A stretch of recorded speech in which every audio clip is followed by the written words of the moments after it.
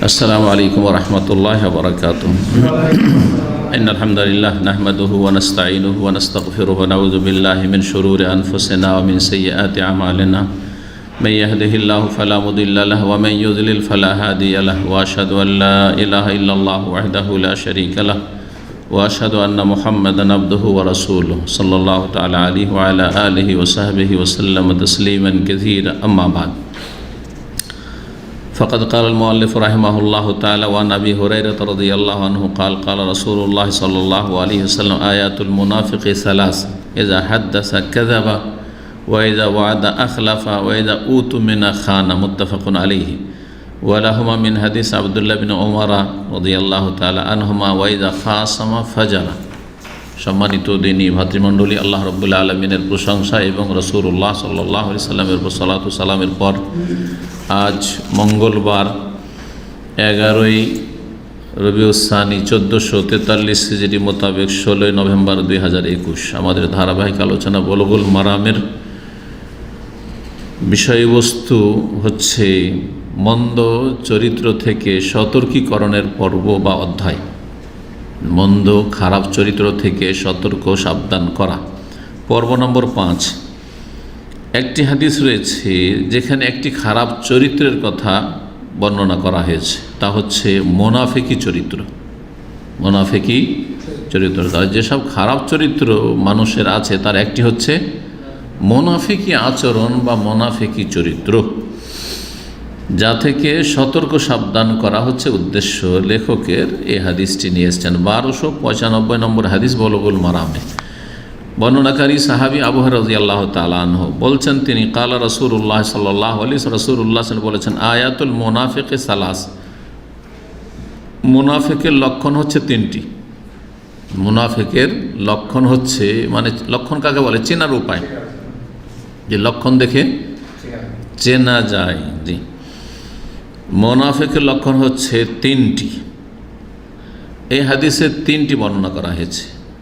অন্য হাদিসে রয়েছে আরবাউন মান কুন্নাফি, 4টি চরিত্র রয়েছে। আরবাউন মানে আরবাউ খেসাল, 4টি চরিত্র রয়েছে যেগুলি বদ চরিত্র, খারাপ চরিত্র।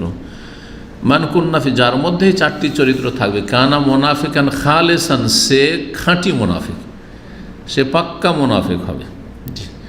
আর যদি তার কিছু কম থাকে, 3টি আছে, কারোর মধ্যে 2টি আছে, কারো 1টি আছে, তো তার মধ্যে কানা ফি খাসলাত মিনান নিফাক, তার মধ্যে একটি মুনাফিক খাসলত চরিত্র আছে। এই 3টি আর 4টি যে 2 হাদিসে বর্ণিত হয়েছে, এরও উদ্দেশ্য এই নয় যে এতেই সীমিত করা। এছাড়াও মুনাফিকি বেশ কিছু চরিত্র রয়েছে যা কোরআন কারীমে বিভিন্ন আয়াতে এবং রাসূলুল্লাহ হাদিসে বিক্ষিপ্তভাবে বর্ণিত হয়েছে, বিভিন্ন আয়াতে বা বিভিন্ন হাদিসে বর্ণিত হয়েছে। যেমন মুনাফিকের একটি চরিত্র হচ্ছে সলাতে অলসতা। তো এই 4টার মধ্যে তো এটা নেই, আছে।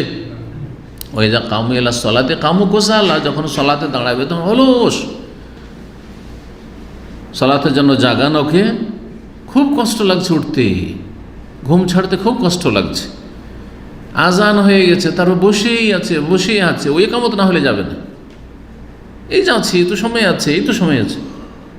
মুনাফিক চরিত্র, যার মধ্যে যত বেশি, যে একেবারে জামাত ছেড়ে দিল তো আরও বেশি মুনাফিক, আর ছাড়লো না কিন্তু অলসতে।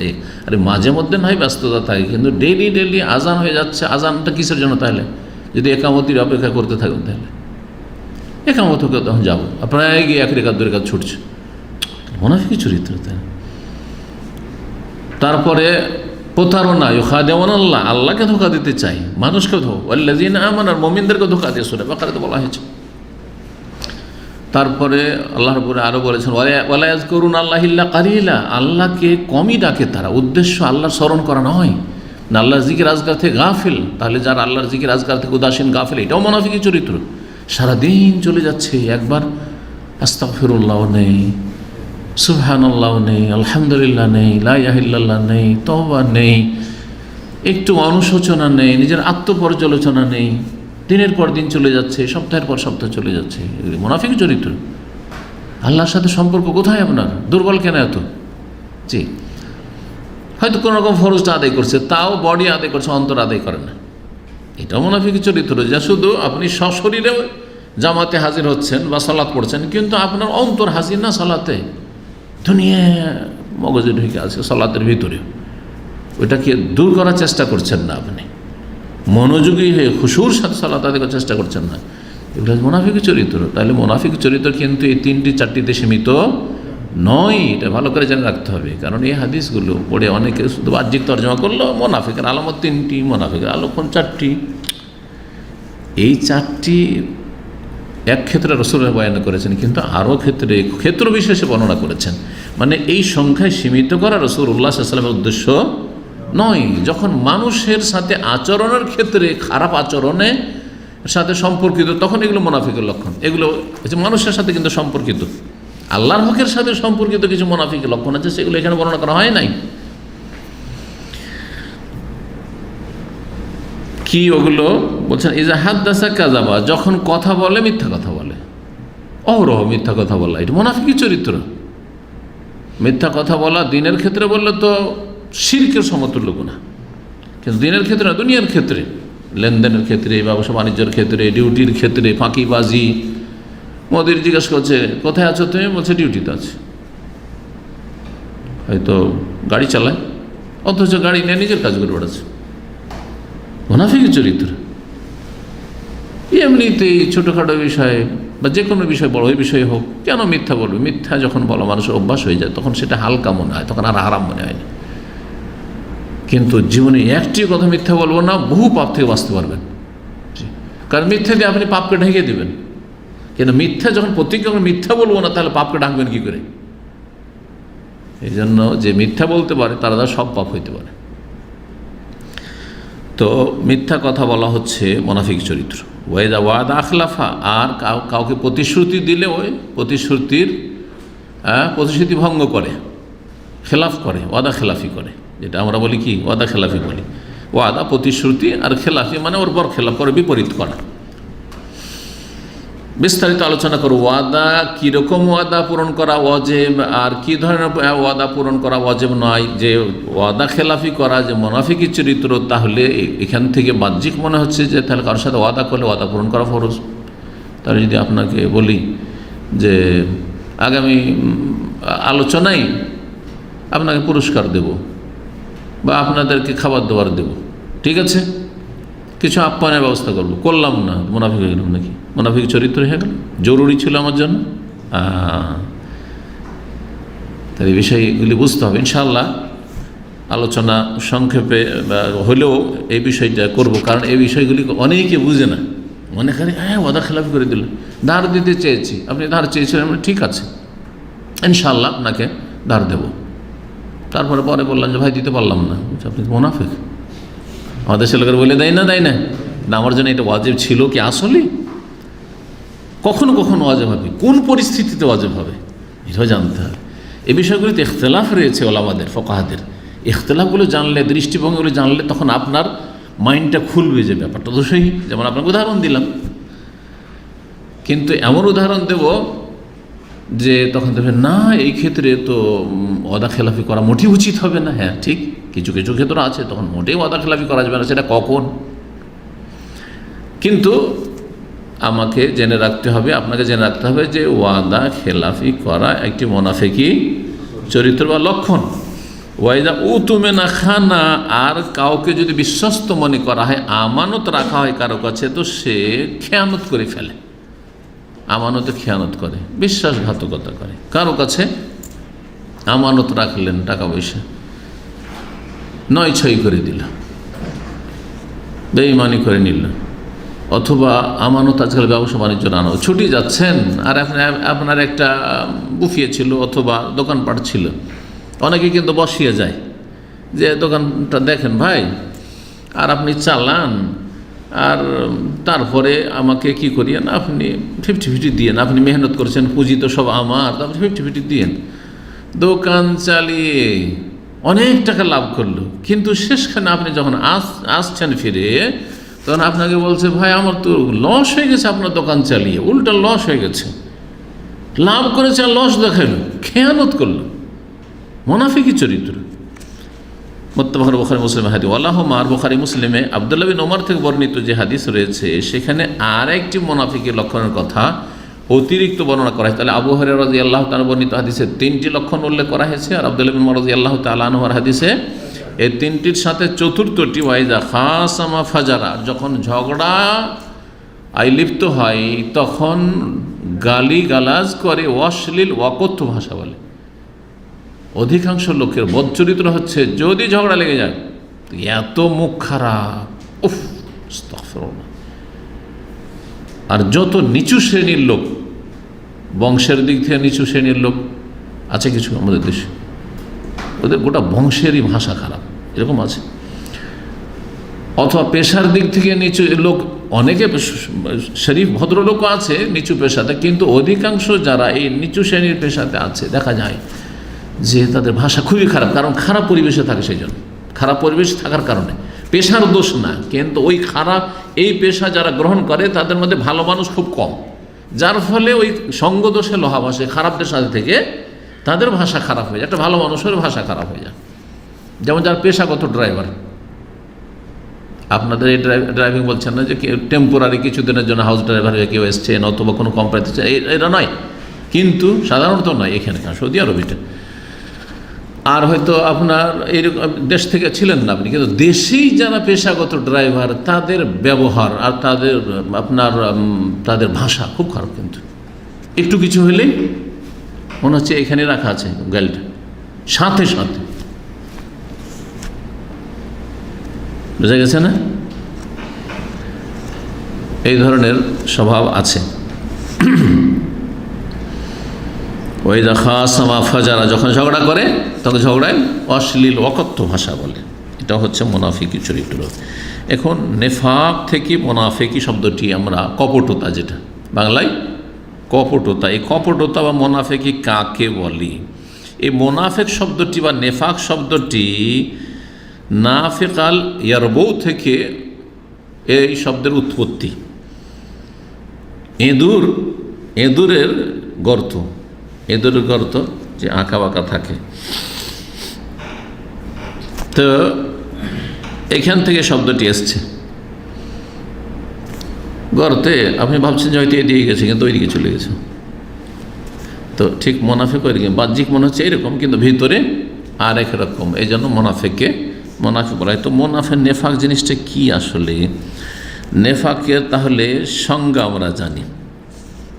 নেফাক হচ্ছে শরীয়তের পরিভাষায় হুয়াল্লাযী ইউযহিরুল ইসলাম ওয়াইবতিনুল কুফর, বড় মুনাফিকি, যেটা ইসলাম প্রকাশ করে আর কুফরি লুকায়িত রাখে, ভিতরে কুফরি আছে এখানে, কিন্তু বাহ্যিক কী করে?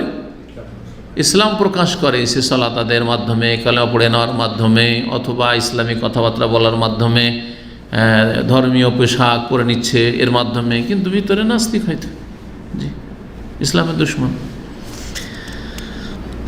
যদি এতেকাদের ক্ষেত্রে হয় তাহলে এটা হচ্ছে নেফাকে কুফর, বড় কুফরি। আর যদি এতেকাদ বিশ্বাসের সাথে সম্পর্কিত না হয়, আচার আচরণের ক্ষেত্রে হয়, যে কোনো একটা কাজ করতে হবে, না হলে মুনাফিকি লক্ষণ, সেই কাজটি করে না, অথবা কোনো একটি কাজ করা উচিত নয়, সেই কাজ জায়েজ নয়, সেই কাজটি করছে, এটা মুনাফিকি লক্ষণ, তাহলে তার মধ্যে আমলি কর্মগত কি আছে? মুনাফিকি আছে, কর্মগত মুনাফিকি আছে। যে আলোচনাগুলি আসলো এগুলো কিন্তু কর্মগত মুনাফিকি, তাই না? কিন্তু কথা বলতে গিয়ে মিথ্যা বলছে লা ইলাহা ইল্লাল্লাহ, আমাদের কাছে এসে কালিমা পড়েছে আশহাদু আল্লা ইলাহা ইল্লাল্লাহ ওয়া আশহাদু আন্না মুহাম্মাদুর রাসূলুল্লাহ, আর আমরাও কলমা পড়িয়ে দিলাম, কিন্তু এই যে কথাটি বলছে মিথ্যে, মানে বিশ্বাসের সাথে বলছে না, অন্তরে কুফরি আছে আর মুখে বলছে লা ইলাহা ইল্লাল্লাহর শাহাদাত। তো এই যে হাদ্দাসা কাযাবার অন্তর্ভুক্ত হইল না? বলছে কিন্তু মিথ্যা বলছে। এই জন্য সূরা মুনাফিকুনে আল্লাহ মুনাফিকদের কি বলেছেন? তাদের কথাটা তো সত্য, ইযা জাআকাল মুনাফিকুনা ক্বালু নাশহাদু ইন্নাকা লা রাসূলুল্লাহ, যখন মুনাফিকরা আসতো রাসূলুল্লাহর কাছে এসে বলতো ইন্নাকা লা রাসূলুল্লাহ, নিঃসন্দেহে আপনি আল্লাহর রাসূল, এই কথাটা কি মিথ্যা? কথাটা তো সত্য, কিন্তু সে হচ্ছে মিথ্যুক, কারণ অন্তর থেকে বলেনি। তাহলে যেই কথাটি বলবেন সেটা কথার সাথে অন্তরের মিল থাকতে হবে, নাহলে মুনাফিক হবে। আল্লাহু ইয়ালামু ইন্নাকা লা রাসূলুহু, আল্লাহ বলছেন, আল্লাহ ভালো করে জানছেন আপনি নিঃসন্দেহে আল্লাহর রাসূল। আল্লাহু ইয়াশহাদু, আল্লাহ সাক্ষী দিচ্ছেন স্বয়ং, ইন্নাল মুনাফিকিনা লাকাযিবুন, যে নিশ্চয় মুনাফিকরা মিথ্যাবাদী। তো কথাটা তো সত্য বলেছে, ইন্নাকা লা রাসূলুল্লাহ, মুহাম্মদ সাল্লাল্লাহু আলাইহি রাসূল না, আমরা বলছি তারা বলেছে, কিন্তু তারপরে তাদেরকে মৃত্যু কেন বলা হইল? কারণ অন্তরের সাথে কথার মিল ছিল না।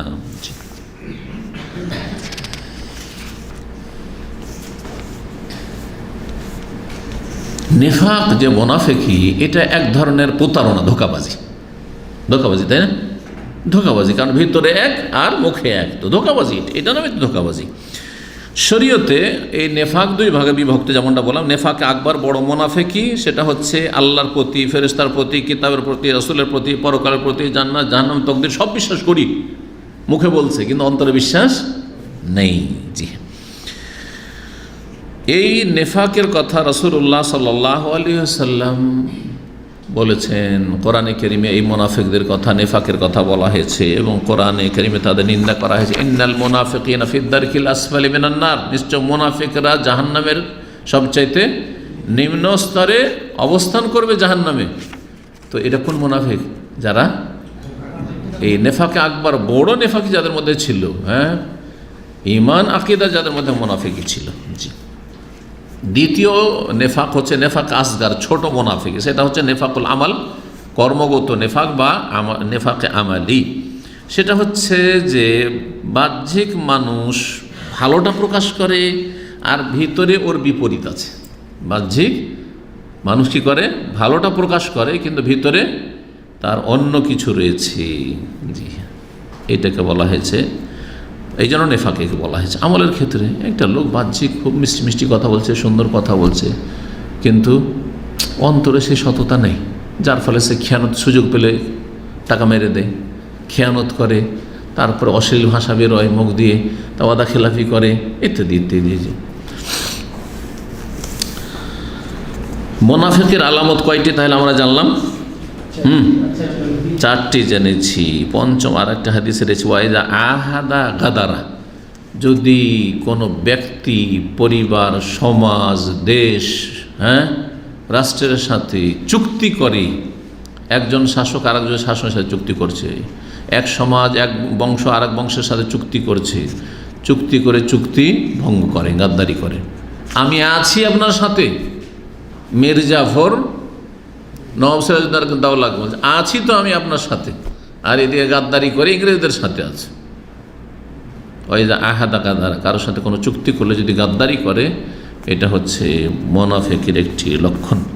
আল্লাহ রাব্বুল আলামিন চুক্তি ভঙ্গ করা হারাম করেছেন এবং চুক্তি পুরা করার নির্দেশ দিয়েছেন সূরা আপনার মায়েদার প্রথম আয়াত, ইয়া আইয়ুহাল্লাযিনা আমানু আউফু বিল উকুদ। তারপরে আপনার কোরআনে কারিমে আরও আয়াত রয়েছে, আউফু বিল আহদি ইন্নাল আহদা কানা মাসউলা, তোমরা চুক্তি পুরা করো এবং চুক্তির ওপর অটল থাকো, কারণ চুক্তি সম্পর্কে তোমরা জিজ্ঞাসিত হবে। জি, এইভাবে অনেক আয়াত রয়েছে। মুসলিমদের সাথে যেমন চুক্তি ভঙ্গ করা হারাম, তেমন কাফেরদের সাথেও চুক্তি ভঙ্গ করা হারাম। চুক্তি যদি করে নেন কোনো কাফের জাতি, যেমন আজকাল কূটনৈতিক যে সম্পর্কগুলি, এগুলি চুক্তি। সুতরাং যতক্ষণ পর্যন্ত এই চুক্তির পরিপন্থী কোনো কিছু না করছে, ততক্ষণ এই চুক্তি ভঙ্গ করতে পারেন না। হ্যাঁ, কিন্তু যে চুক্তিগুলি রয়েছে তাতে কি করে? বিশ্বাসঘাতকতা করে। একটা কূটনৈতিক চুক্তির মধ্যে আছে যে আমরা শান্তিতে বসবাস করব, তাই না? আমার দেশ আপনার দেশের ক্ষতি করবে না, আর আপনার দেশ আমার দেশের ক্ষতি করবে না, কিন্তু তারা ক্ষতি করছে, সেটা ধরা খেয়েছে, তাহলে তোমার চুক্তিকে ছুঁড়ে ফেলতে হবে। আল্লাহ সম্বেজ আলিম আল্লাহ সাওয়া, আল্লাহ বলছে ছুঁড়ে ফেলে তো চুক্তি, ঘোষণা জানিয়ে দিত তোমাদের সাথে আর কোনো চুক্তি নেই। এই যে বিভিন্ন দেশ থেকে অ্যাম্বাসেডারকে ডেকে নেওয়া, তাদের অ্যাম্বাসেডারকে, রাষ্ট্রদূতকে তাড়িয়ে দেওয়া করছেন না, এটা প্রকাশ্যে যে না, তোমরা এই চুক্তির পরিপন্থী কাজ করেছ, সুতরাং এটা তোমাদের সাথে আজকে থেকে আর কোনো চুক্তি নেই। এটা এক সময় যুদ্ধ পর্যন্ত পরিস্থিতি গড়ে যেতে পারে কখনো কখনো। তাহলে পাঁচটি মোটামুটি আমরা জেনে নিলাম, তাই না? ছোট মুনাফিকি ধীরে ধীরে ধীরে যখন বাড়তে থাকে, তখন সেটা বড় মুনাফিকি পর্যন্ত নিয়ে যায়। যেমন ছোট শিরক বড় শিরকে নিয়ে যায়, ছোট বেদাত বড় বেদাত পর্যন্ত নিয়ে যায়, ছোট গুনাহ সাগীরা গুনাহ বারবার করলে বড় গুনাহ কাবিরা গুনাহতে মানুষ লিপ্ত হয়। এটা ধরে রাখবেন সবসময়, যার সাগীরা গুনাহ খুব বেশি বেড়ে যাচ্ছে, কাবিরা গুনাহে লিপ্ত হয়ে যাবে আস্তে আস্তে। এই জন্য আমি অনেক পুরাতন আলোচনাগুলিতে এই কথা বলেছি, আজকের বেদাতি কালকের শিরকারী। আজকে যারা মিলাদ করছে, আজকে যারা শোয়ে বরাত করছে, আজকে যারা নাওয়াইতে পড়ছে, আজকে সম্মিলিত মোনাজাত, কালকে দেখেন মাজারে সেজদা করছে, মাজারে চাদর দিচ্ছে। জি, কারণ পাপের একটা কুপ্রভাব আছে, আল্লাহর আযাব এটা, আল্লাহর পক্ষে বালা। মানুষ যখন এই বেদাতের পাপ করা শুরু করে, এই ধরনের বেদাত, যে বেদাতগুলি কাফের মুশরিক বানায় না কিন্তু গুনাহ কাবিরা গুনাহ, তখন এই বেদাতগুলি কুফরি শিরকের বেদাতে পৌঁছে দেয়, মাজার পূজা পর্যন্ত পৌঁছে দেয়। এই জন্য ভারত, বাংলাদেশ, পাকিস্তানে যারা দেওবন্দি কওমি, তাদের মধ্যেকার অনেক লোক ধীরে ধীরে বেরোলই রেজবি মাজার পূজারি হয়ে যাচ্ছে। আমার যেটা একেবারে গ্রামের বাড়ি ছিল, তার পাশের গ্রামের বাস্তব সাক্ষী। ওখানে একজন দেওবন্দি হানাফি আহলে হাদিস হয়ে গেল। 100টি ঘর ছিল সেখানে, তার মধ্যে 40টা আহলে হাদিস হয়ে গেল, বাকি থাকে 60টা। ওরা একদম কট্টরপন্থী চেষ্টা করলো, 10 বছর চেষ্টা করলো, হেদায়েত হইল না। তখন ওই যখন আহলে হাদিস হয়ে গেল, তখন ওরা এমন শত্রুতা পোষণ করলো যে ডেকে নিয়ে আসলো, তাদের মসজিদে ডেকে নিয়ে আসলো বেরলবি আলমকে, মাহফিল করলো। আর তারপরে ওই গ্রামটা ছিল দেওবন্দি কওমি, হয়ে গেল বেরলবি রেজবি, মাজার পূজায় লিপ্ত হয়ে গেল। চোখের সামনে দেখা, এটা আমার ছোটকাল। পাপের কুপ্রভাব আছে।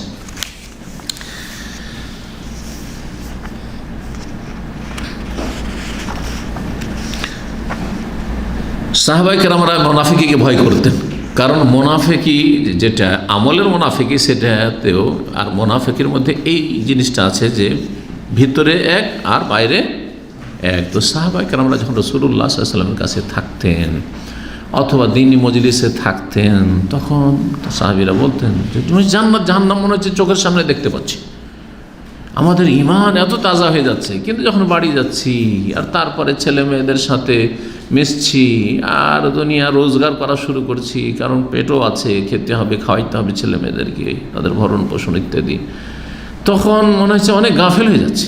মানে ওই অবস্থা থাকে, ঈমানের ওই সতেজতা থাকে না, ওই যেটা থাকে অবস্থা, বা বাস্তব সত্য। আপনারা এখানে যে অবস্থায় বসে আছেন, রুমে গেলে ওই অবস্থা থাকবে? সৌদি আরবে যেই পরিবেশে থাকছেন, যেই অবস্থা ইমানি অবস্থায় থাকছেন, বাংলাদেশে গেলে থাকবে? কয়েকদিন পরে দেখছেন যে ইমান দুর্বল হয়ে চলে আসছে, আস্তে আস্তে মনে হচ্ছে। দিনদার পরেজগার লোকেরা হাড়ে হাড়ে এটা অনুভব করে, আমরা অনুভব করি, তা আপনারা তো করবেন। আমি যে ইসলামিক সেন্টারে আছি, যেই পরিবেশে দিন শিখছি, শিখাচ্ছি, সারাদিন আমার কাজই হলো পড়াশোনা করা, না হলে শিখানো। নিজেই পড়ছি, না হলে আপনাদেরকে পড়াচ্ছি। এই কাজটা, এই পেশায় না থেকে যদি একটা কোম্পানিতে আমি দুনিয়ার রোজগার করতাম, তো অনেক টাকা পয়সা বেশি পেতাম, এতে কোনো সন্দেহ নেই। কিন্তু আমার ঈমান আমল কি এরকমটা থাকতো? কখনো থাকতো না, কখনো থাকতো না, সোজা কথা একদম। তো কিন্তু কাবিরাতে যদি চলে যায়, হারামে চলে যায়, তখন কঠিন। তো সাহাবায়ে কেরামরা এই জন্য ভয় পেতেন যে আমরা কি মুনাফিক হয়ে গেলাম নাকি, আমরা কি মুনাফিক হয়ে গেলাম নাকি। এই জন্য হানজালা রাদিয়াল্লাহু তাআলা আনহু একটি হাদিস রয়েছে, রাসূলুল্লাহ সাল্লাল্লাহু আলাইহি ওয়াসাল্লাম একদিন চলে এসেছেন কাঁদতে কাঁদতে, ইয়া রাসূল নাফাকা হানজালা, তো হানজালা মুনাফিক হয়ে গেছে, হানজালা মুনাফিক হয়েছে। ওমর রাদিয়াল্লাহু ভয় করতেন যে আমি কি মুনাফিক হয়ে গেলাম নাকি, এইরকম। এই জন্যই তো নবী সাল্লাল্লাহু আলাইহি ওয়াসাল্লাম তাদেরকে সান্ত্বনা দিয়ে বলেছিলেন, লাইসা যাকুম মিনান নিফাক, এটা মুনাফিকি না, অবস্থার পরিবর্তন, কখনো ঈমানটা সতেজ থাকা, কখন একটু ওতে মন্দা পড়ে যাওয়া, এটা মুনাফিকি নয়। ব্যাস গুনাহাই যেন না থাকেন আপনি। কিন্তু যখন বেশি বেশি জিকির আজকার করবেন, বেশি বেশি দোয়া করবেন, হঠাৎ করে দেখেন আপনার মন এত নরম হয়েছে, কি দুনিয়া, কি পয়সা, আমি সব দান খায়রাত করে দেবো, আর মানে সুবহানাল্লাহ, আপনার ঈমানের অবস্থা আলাদা হয়ে গেছে। আবার কখনো কখনো দুনিয়া করতে গিয়ে পয়সার প্রয়োজন ইত্যাদি, তখন এগুলো থেকে গাফেল হয়ে গেছে। এই যে অবস্থার পরিবর্তন, এটা মুনাফিকি নয়, এটা মুনাফিকি নয় যদি গুনাহে লিপ্ত না হন তাহলে।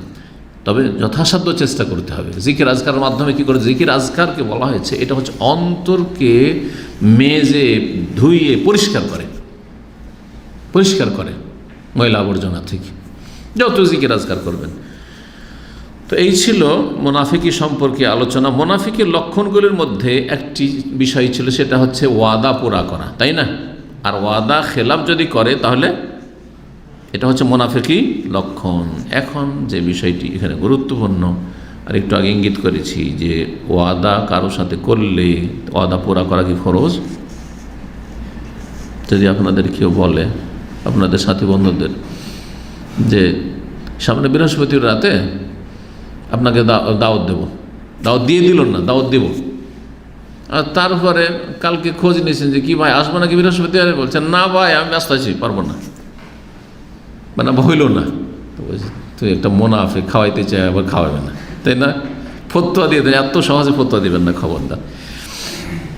বলছেন ইখতালাফ আল উলামা ফি হুকমিল ওয়াফাইল ওয়াদ আলা সালাসাত আকওয়াল, তিনটি মত রয়েছে এই মর্মে। কারো সাথে কোনো কিছুর প্রতিশ্রুতি ওয়াদা প্রমিস করলে সেটা পুরা করা ওয়াজিব না ওয়াজিব নয়, নাকি কিছু অবস্থায় ওয়াজিব কিছু অবস্থা ওয়াজিব নয়, এই বিষয়ে তিনটি ওলামাদের, ফোকাহাদের, মুহাদ্দিসিনদের মত রয়েছে।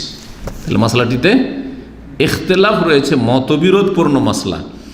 অধিকাংশ ওলামারা বলছেন আন্নাল ওয়াফা বিহি মুস্তাহাব, ওয়াদা পুরা করা মুস্তাহাব কাজ, ওয়াজিব নয়, ফরজ নয়। যেটা হয়তো আপনাদের যেটা দেমাগে আছে তার উল্টো অধিকাংশ ওলামারা বলছেন, কারণ আপনারা ভাবছেন যে ওয়াদা করেছেন, ওয়াদা পুরা করতে হবে, তাই না?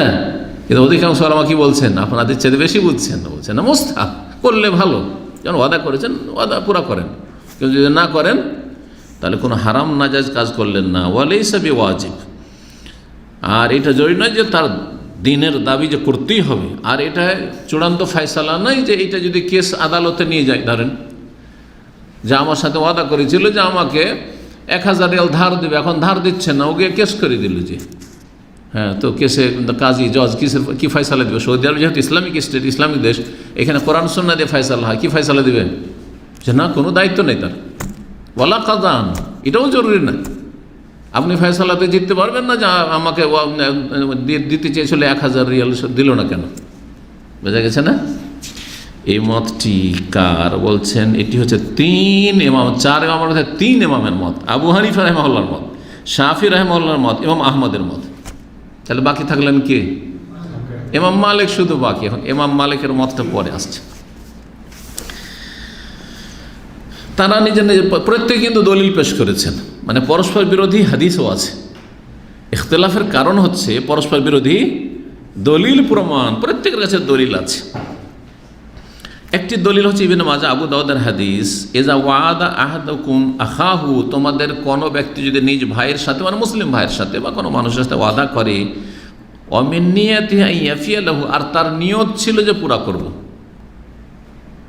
ইনশাআল্লাহ বলেনি, এমনি আমি দেবো তোমাকে, হ্যাঁ, আর দেওয়ার সংকল্প ছিল, তার নিয়ত ছিল, ফালাম ইয়াফি, কিন্তু পুরা করলো না।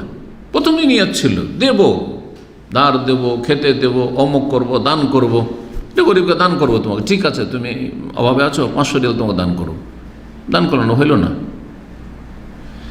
তো যদি এই পুরা ওয়াদা পুরা না করে, হাদিস শোনেন, ফালা শাইয়া আলাইহি, তার ওপর কোনো রকমের কোনো আপত্তি নেই, তার কোনো গুনাহ, ফালা শাইয়া আলাইহি মানে ফালা হারাজ আলাইহি, কোনো গুনাহ নেই।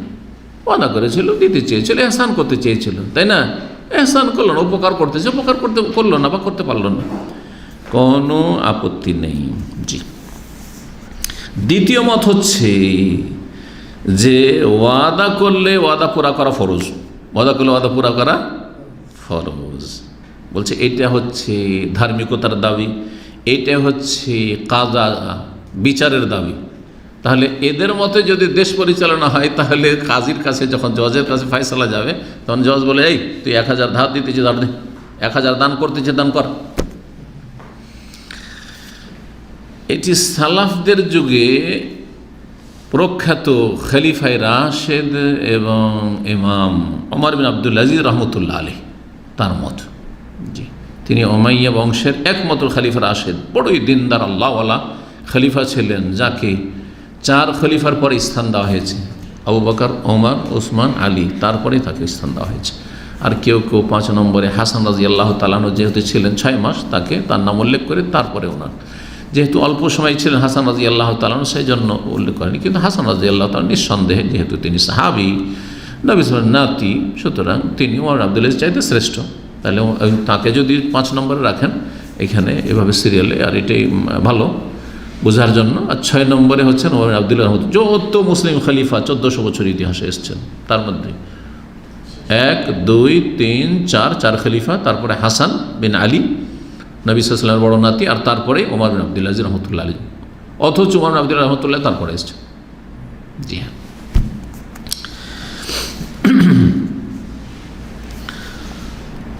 আর এটি হচ্ছে প্রখ্যাত হাসান বসরি রহমুল্লাহর মত। এটি হচ্ছে ইমাম ইসহাক বিন রাহওয়াইয়ের মত। ইসহাক বিন রাহওয়াই ইমাম আহমদ রাহমাহুল্লাহর সহপাঠী ছিলেন। ইমাম আহমদ বললেন যে মুস্তাহাব, আর ইমাম ইসহাক বলছেন যে ওয়াজিব। তাহলে একই যুগে একই জামানে একই সাথে পড়াশোনা করেছেন। যেমন আমাদের সঙ্গে মাদানীরা যারা আছে, ধরেন আমাদের সমসাময়িক, তাদের সাথে আমাদের ইখতিলাফ হইলে ও শেখ আবু বকর জাকারিয়া এরকম বলছে, আবার শেখ মতিউর এরকম বলছে। আপনারা অনেক বড় করে দেখছেন এটাকে, তাই না? কোনো ব্যাপার না। ফিকহি মাসাইলে কোনো ব্যাপার, আকীদায় যদি হয় তাহলে সমস্যা আছে, দুটোর একটা গলত অবশ্যই বলবো। কিন্তু ফিকহি মাসাইলে দৃষ্টিভঙ্গি আলাদা আলাদা হইতে পারে। হ্যাঁ, যথাসাধ্য যার উক্তির ওপর আস্থা হচ্ছে, যার মতের ওপর, তারপর আমল করবেন সাধারণ মানুষ। তো আর তারপরে জাহেরি মজহাব এর মত, এটি ইমাম দাউদ জাহেরি, তারপরে ইবনে হাজম, হ্যাঁ রাহিমাহুল্লাহ জামিয়ান।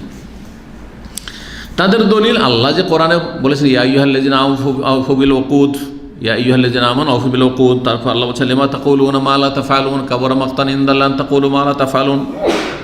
সূরা সাফের প্রথম আয়াতের পরেই আল্লাহ রাব্বুল বলছেন হে ঈমানদারগণ, দ্বিতীয় আয়াতে, যে তোমরা এমন কথা কেন বলো যেটা করো না। তাহলে তুমি দিতে চাইলে বললা কেন? তাহলে লিমা তাকুলুনা মা লা তাফআলুন, ফিট হচ্ছে না এই আয়াতের ওপর, এই আর কি না। কিন্তু এটা এই ক্ষেত্রে না, এটা কিসের ক্ষেত্রে নাযিল হয়েছে? যে আপনি আমল করছেন না আর মানুষকে ভালো কাজের কথা বলছেন, ভালো কাজের কথা বলছেন। তারপরে সেটা নফল হইলে অসুবিধা নেই। যেমন নফল ইবাদত বন্দেগীর ক্ষেত্রে, নফল কাজের ক্ষেত্রে আমি না করলে আপনাদেরকে বলতে পারি। যেমন আমি যদি আপনাদেরকে সোমবার বৃহস্পতিবারে সিয়ামের ফজিলত বয়ান করি, তাহলে আমার জন্য জরুরি যে রাখতে হবে না, বোঝা গেছে না?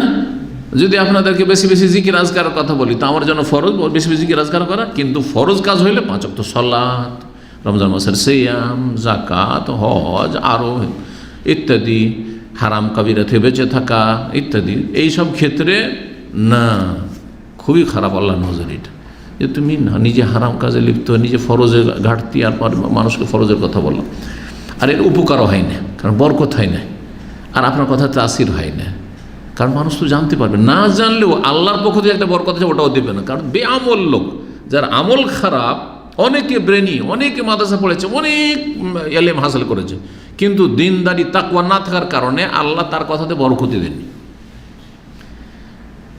আর তারপরে লোক জেনে গেছে যে এই সব ধর্ম ব্যবসায়ীরা নিজেরা আমল করে না, আর অন্যদেরকে বলে, বুঝা গেছে? ওখানেও গেল। কিন্তু এই ক্ষেত্রে এটা প্রযোজ্য নয়।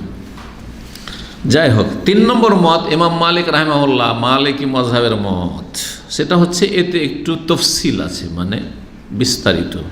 এক কথায় বলা যাবে না যে ওয়াদা করলে ওয়াদা পুরা করা ফরজ, আবার এক কথায় কথা বলা যাবে না যে ওয়াদা করলে ওয়াদা পুরা করা ফরজ নয়, ওয়াজিব নয়, মুস্তাহাব। যেমন দুটো মতের আগে গেল, দুটোর কোনোটাই না, মাঝামাঝি।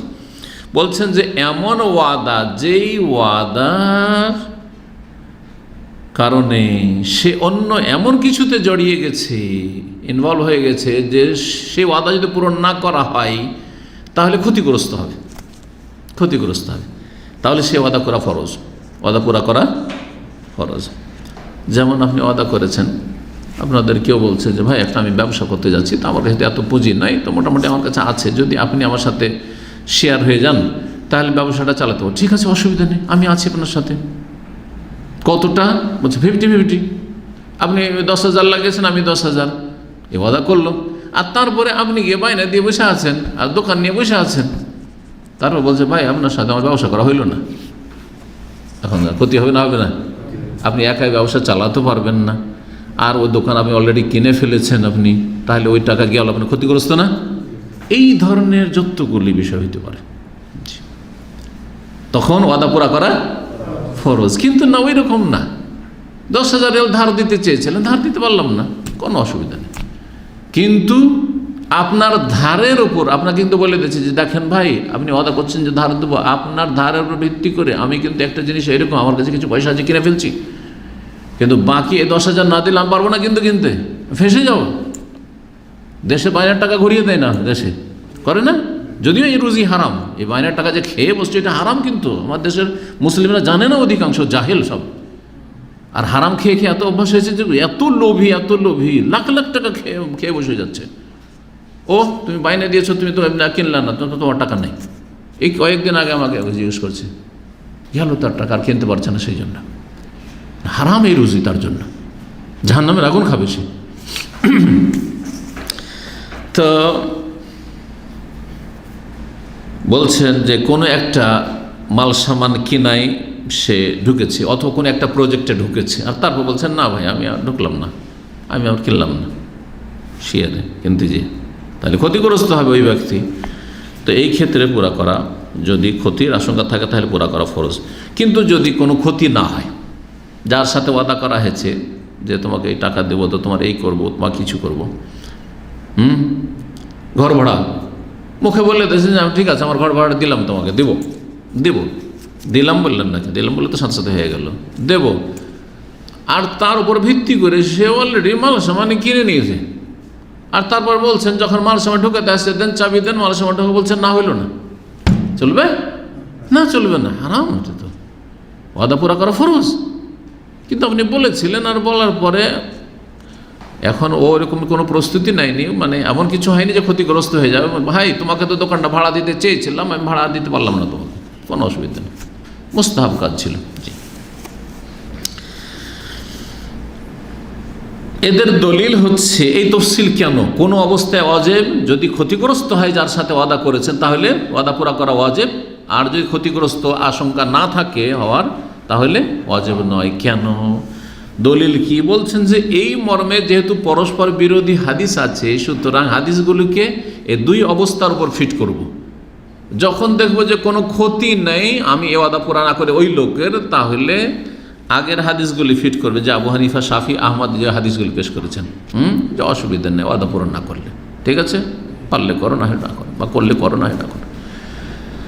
আর যদি দেখা যায় ক্ষতিগ্রস্ত হচ্ছে, তখন ওই দলিলগুলি পেশ করবো যেই দলিলগুলি এখানে পেশ করেছেন এবং ইসহাক, হাসান বাসরি, ওমর ইবনে আব্দুল আজিজ, ওই দলিলগুলি। জি,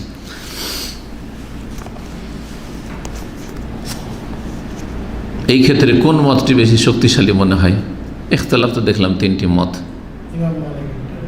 ইমাম মালিক রাহমাহুল্লাহর এই তফসিলটাই মনে হচ্ছে উত্তম, কারণ ওয়াদা করলেই যে দিতে হবে, তাহলে অনেক ক্ষেত্রে দেখা যাবে যে না আসলে তো এরকম। আমি বলছি ঠিক আছে ইনশাআল্লাহ একদিন আপনাকে দাওয়াত দেবো, দিলাম না তাহলে আমি গুনাহগার হয়ে গেলাম নাকি? না, মোটেই না, মুনাফিক হয়ে গেলাম বা নেফাক চলে আসলো আমার মধ্যে, না। তবে যথাসাধ্য মুস্তাহাব হচ্ছে, যখন ওয়াদা করেছে ওয়াদা মুস্তাহাব অবশ্যই। জি, তো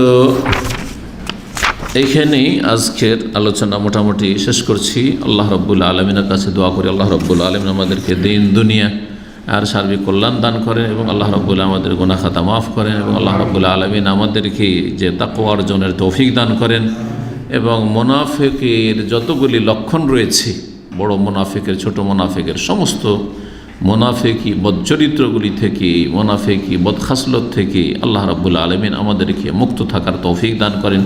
ওয়া সাল্লাল্লাহু সাল্লাম আলা নবিয়িনা মুহাম্মদ ওয়া আলা আলিহি ওয়া সাহবিহি আজমাইন।